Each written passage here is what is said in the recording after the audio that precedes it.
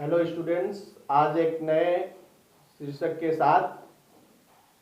शीर्षक तो पहले से ही चल रहा है, जैसा कि आप जानते हैं। डायरेक्ट और इनडायरेक्ट स्पीच के कुछ विशेष नियमों को बताने का प्रयास किया जा रहा है। इसके पहले मैंने नरेशन से रिलेटेड वीडियोस बना दिया है, उसमें मैं आपको उचित नियमों को देने का प्रयास कर चुका हूं।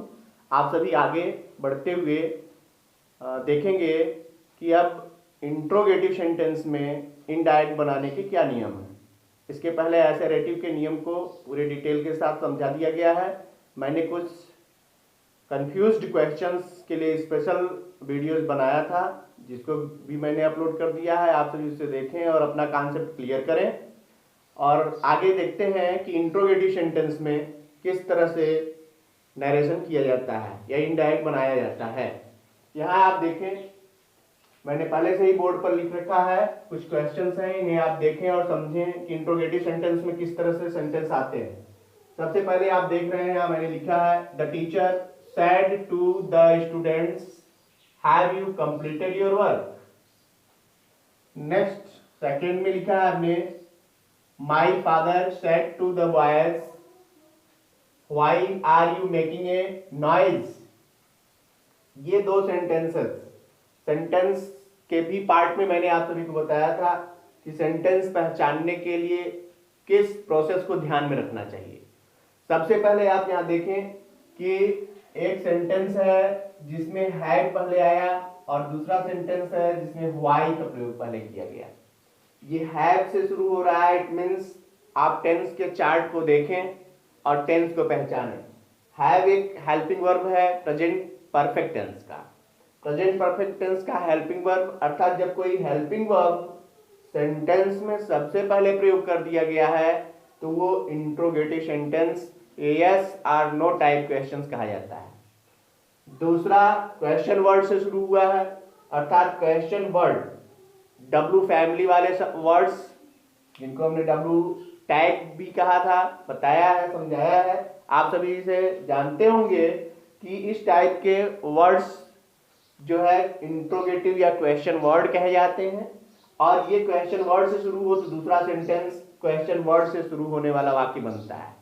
इन दोनों को ही चेंज करने के दो अलग अलग नियम हैं। जैसा कि आपने पहले देखा कि जब भी हम नरेशन करते हैं, इनडायरेक्ट बनाते हैं, तो सबसे पहले रिपोर्टिंग वर्ब को बदलते हैं, फिर रिपोर्टेड स्पीच को बदलते हैं। तो सबसे पहले रिपोर्टिंग वर्ब को बदलने के क्या नियम है और रिपोर्टेड स्पीच में किस तरह से परिवर्तन करना है, इसके लिए मैंने नीचे यहाँ चार्ट बना रखा है, इसको आप ध्यान से देखें। रिपोर्टिंग वर्ब में आपको पता है कि दो चीजों को चेंज करना है। फर्स्ट है रिपोर्टिंग वर्ब का वर्ब, जिसे आप सेड या सेड टू के रूप में देख रहे हैं। और दूसरा हो गया ये कॉमा और इन्वर्टेड कॉमा को हटाकर यहाँ कोई ना कोई कंजक्शन का प्रयोग किया जाएगा। कंजक्शन सेंटेंस के अनुसार बदलता रहेगा। ये बात हमेशा आप ध्यान दें कि इस रिपोर्टिंग वर्ब का परिवर्तन रिपोर्टेड स्पीच के इस सेंटेंस के अनुसार ही होता है।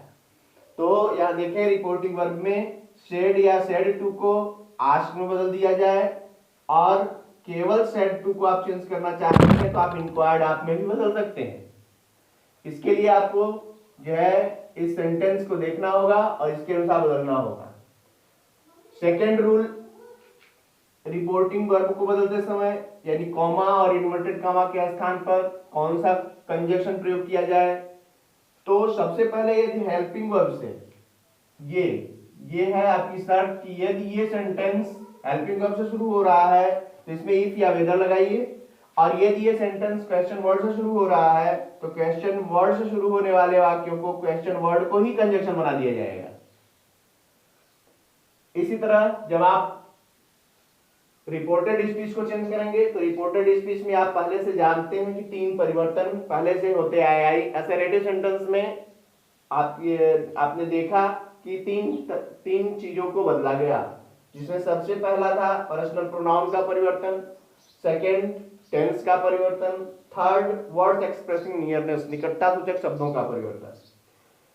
और इसमें पर्टिकुलर इस सेंटेंस में इंट्रोगेटिव सेंटेंस में इंट्रोगेटिव सेंटेंस को जब भी बदलेंगे, आईएस से हमने यहाँ जो है इंगित किया है, इंट्रोगेटिव सेंटेंस को जब हम चेंज करने लगते हैं तो ये एसेरेटिव सेंटेंस में बदल दिया जाता है।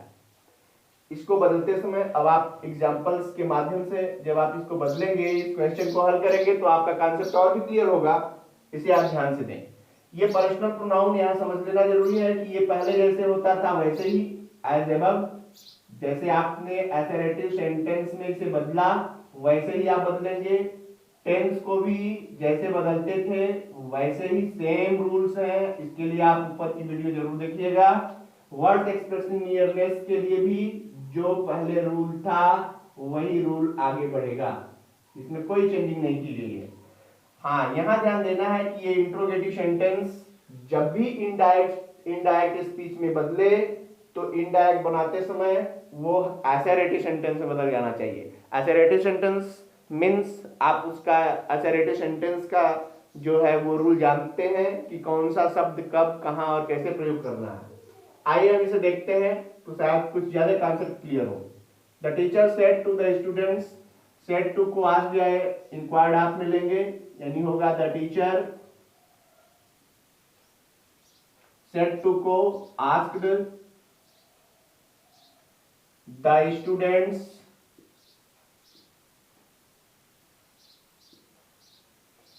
जैसा कि आपने देखा कि ये हेल्पिंग वर्ब से शुरू हो रहा है, इसलिए हेल्पिंग वर्ब से शुरू होने वाले वाक्यों में इफ या वेदर कंजक्शन के रूप में प्रयोग किया जाएगा। तो आप यहाँ इफ ले लीजिए। यहाँ एक थोड़ी सी कॉमन चीज है जिसको आपको ध्यान में रखना चाहिए।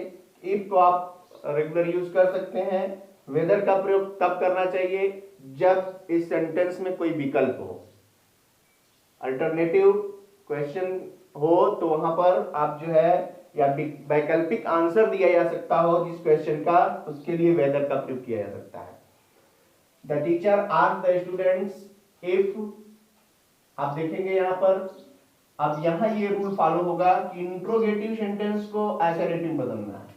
आप इंट्रोगेटिव और एसेरेटिव सेंटेंस को आमने सामने रूल को लिख करके देखेंगे, मेरे सेंटेंस वीडियो में आप देखेंगे तो पता चलेगा कि ये सेंटेंस हैव से शुरू हो रहा है, लेकिन जब एसेरेटिव में चेंज करेंगे तो एसेरेटिव के दो सेंटेंस बनते हैं, एक अफर्मेटिव और दूसरा नेगेटिव। और अफर्मेटिव और नेगेटिव दोनों ही सेंटेंसेस में सबसे पहले सब्जेक्ट का प्रयोग किया जाता है। हेल्पिंग वर्ब बाद में आता है, सब्जेक्ट पहले आता है, इसलिए यू को आप सबसे पहले लेंगे। तो यू मीन्स ये सब्जेक्ट है और सेकेंड पर्सन का प्रोनाउन है।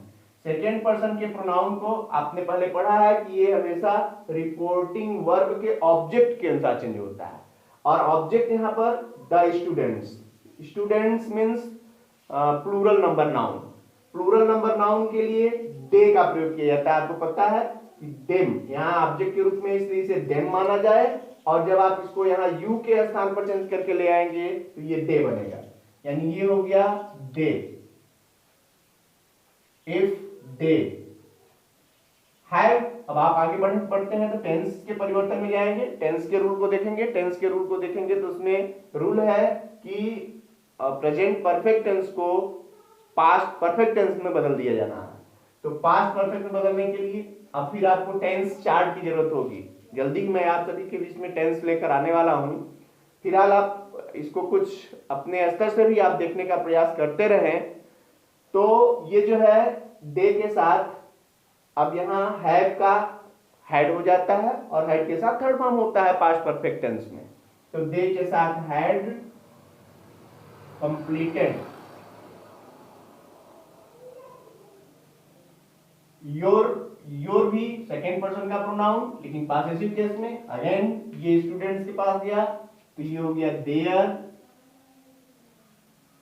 वर्क। अब आप यहां क्वेश्चन, जो क्वेश्चन मार्क लगा हुआ है, इसके स्थान पर आप फुल स्टॉप लगाएंगे, क्योंकि आपने देखा होगा कि क्वेश्चन मार्क इंट्रोगेटिव सेंटेंस के ही अंत में लगता है। जब ये एसेरेटिव सेंटेंस में बनता है, अर्थात अफर्मेटिव या नेगेटिव सेंटेंस में ये सेंटेंस बनेगा, तो यहाँ फुल स्टॉप का ही प्रयोग किया जाएगा। और यही है फोर्थ रूल जो आपके सामने है कि interrogative sentence should be changed into assertive sentence, और ये इंट्रोगेटिव सेंटेंस एसेरेटिव सेंटेंस में बदल दिया जाएगा, तो इस वाक्य के अंत में फुल स्टॉप का प्रयोग करना आवश्यक होगा। इस तरह से आपने देखा कि ये हेल्पिंग वर्ब से शुरू होने वाले वाक्यों को इस तरह चेंज किया जाता है। नेक्स्ट मैंने एग्जांपल दे रखा है कि यहाँ पर क्वेश्चन वर्ड का प्रयोग किया गया है।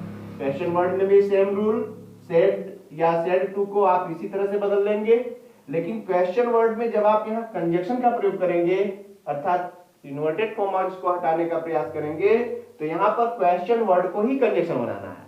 कैसे बनाते हैं इसे आप देखें। यहां देखेंगे ये हो गया माई फादर सेड टू को अगेन आस्क्ड द बॉयज, कमा को हटा के क्वेश्चन वर्ड को ही कंजक्शन बनाना है। क्वेश्चन वर्ड को कंजक्शन बनाना है, इट मींस इस क्वेश्चन वर्ड को आप यहां लिखेंगे। अब इसके बाद जो ये प्रयोग किया गया हेल्पिंग वर्ब है वो यहां से हट जाएगा। अब पार्ट ऑफ स्पीच में भी आपको इसको और भी क्लियर करूंगा। यहां आप इतना समझें कि कोई भी क्वेश्चन वर्ड जब क्वेश्चन वर्ड के तुरंत बाद ही हेल्पिंग वर्ब टेंस के अनुसार हेल्पिंग वर्ब प्रयोग कर दी गई है तो वो क्वेश्चन वर्ड के रूप में जाना जाएगा।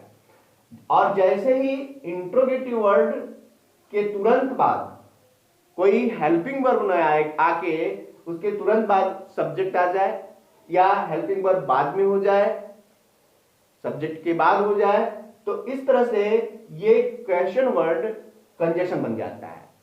यहां ये इंट्रोगेटिव वर्ड के रूप में है क्योंकि ये हेल्पिंग वर्ब के साथ है। और जब आप क्वेश्चन वर्ड को कंजक्शन बनाएंगे तो इसके साथ तुरंत हेल्पिंग वर्ब नहीं आना है, अर्थात इसके साथ तुरंत सब्जेक्ट को लेना है।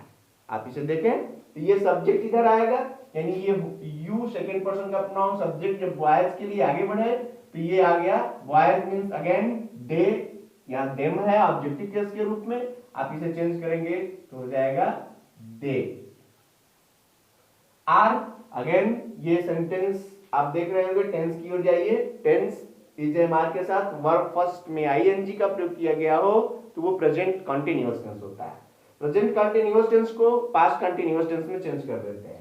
पास्ट कंटीन्यूअस टेंस बनाते समय आपको पता होना चाहिए कि इज एम आर का वाज या वर हो जाता है, अर्थात they were making, why they were making a noise. Again full stop. आपने फिर इंट्रोगेटिव को असर्टिव, इसे आप करना नहीं भूलेंगे। और आप यहां देख सकते हैं कि ये इंट्रोगेटिव अब असर्टिव में चेंज हो चुका है। ऐसा इसलिए क्योंकि वाई जो इंट्रोगेटिव सेंटेंस में क्वेश्चन वर्ड के रूप में प्रयोग हुआ था अब वो कंजक्शन के रूप में हो गया है और ये सेंटेंस असर्टिव में बदल चुका है। इस प्रकार से आप इंट्रोगेटिव सेंटेंस का नरेशन कर सकते हैं। इसमें कुछ कंफ्यूजिंग क्वेश्चन बनते हैं जिसे आप देख करके थोड़ा उसे हल करने का प्रयास करें ताकि आपका कॉन्सेप्ट और भी क्लियर हो सके। इसको आप देखें, मैं कुछ एक दो एग्जांपल और देना चाहूंगा आप लोगों के लिए ताकि आपका कॉन्सेप्ट पूरी तरह क्लियर हो जाए।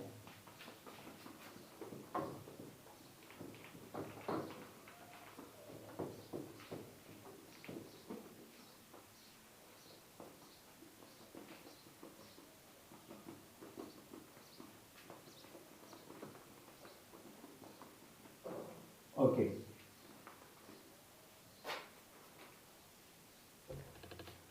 जैसे सेंटेंस है I said to him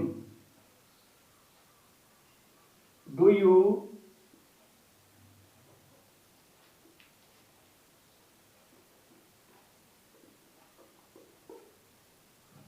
get up early in the morning।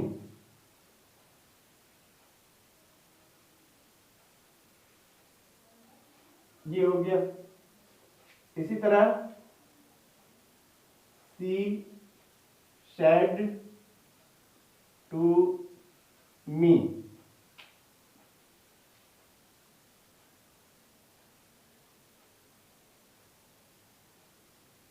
what did you buy yesterday।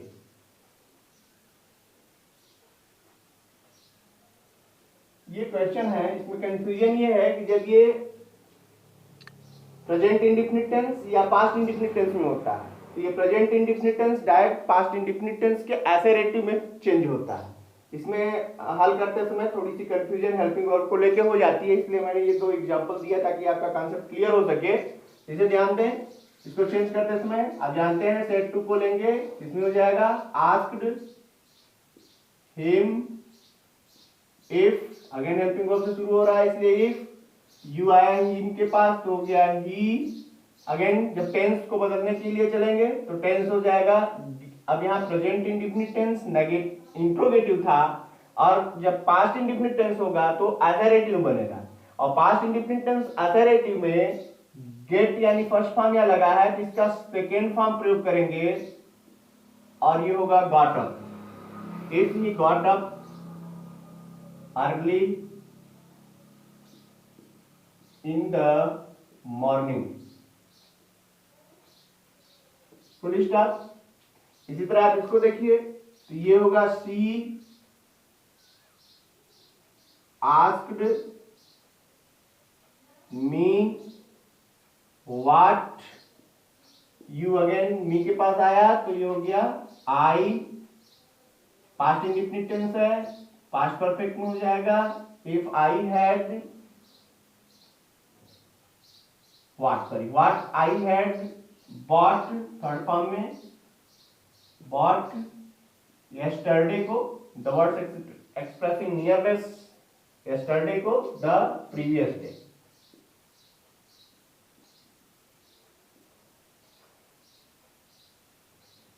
इस तरह से आपने देखा कि ये इंट्रोगेटिव सेंटेंस असरेटिव में बदल गया अकॉर्डिंग टू द रूल है। अब आप इससे रिलेटेड एक्सरसाइजेस आप अपनी बुक से करते रहें।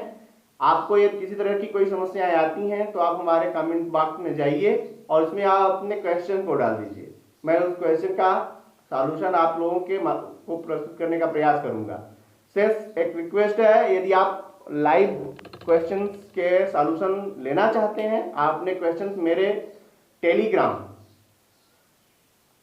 को भी सेलेक्ट करके उस पर आप लाइव अपने क्वेश्चंस का आंसर प्राप्त कर सकते हैं। आप सभी अपने कमेंट्स मेरे टेलीग्राम पर doctor Manoj Mishra English classes पर आप अपने क्वेश्चंस डाल दीजिए, उसका लाइव सॉल्यूशन मैं आपको देने का प्रयास करूंगा। बहुत बहुत धन्यवाद। Stay at home, stay blessed.